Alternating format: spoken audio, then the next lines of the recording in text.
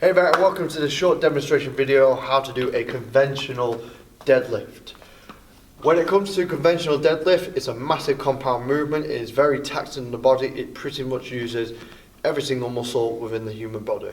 So it's a very technical movement, so we need to make sure that when we are doing it, we are safely loading ourselves properly and performing it with correct technique.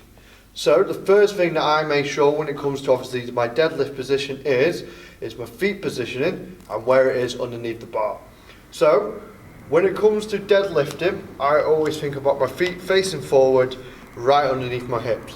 We want this to be a vertical pull, so we want to have our vertical hips. Just like a vertical jump, keep your hips nice and narrow till we're able to put as much force as we possibly can into a linear space.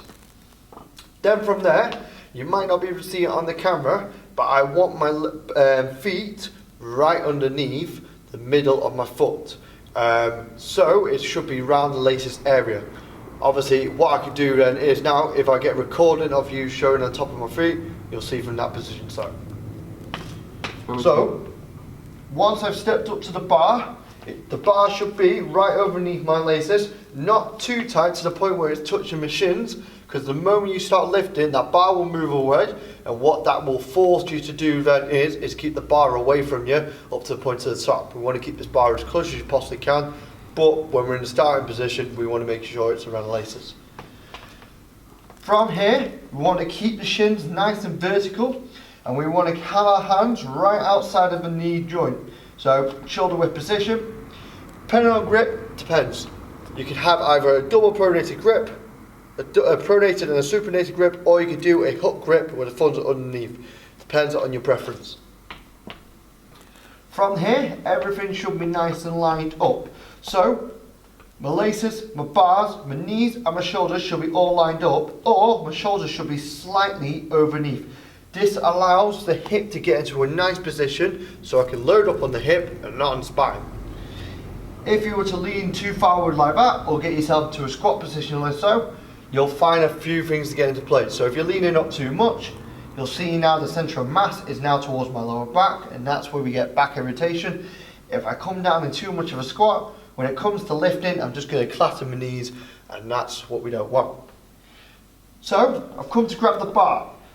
I've then externally rotated my shoulders so I can see in the front of my mirrors the full palm of my elbow.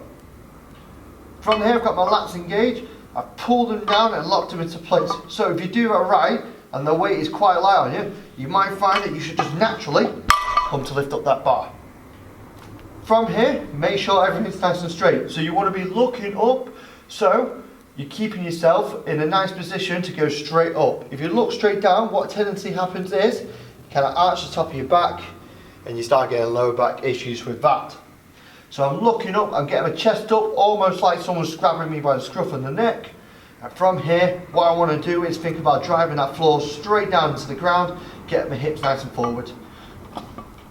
But as I'm driving upwards, I'm thinking about squeezing my glutes nice and tight and tucking my tailbone under. Now for the part of coming back down. As I'm coming back down, I want to keep the bar straight down. We don't want it to move away or move even go. It should be a straight line fashion. So from doing this, we need to push the hips nice and back, keep the shins nice and vertical, keep pushing that hip back to low back, so we nicely descend on the ground. So if I do a couple of reps, for example,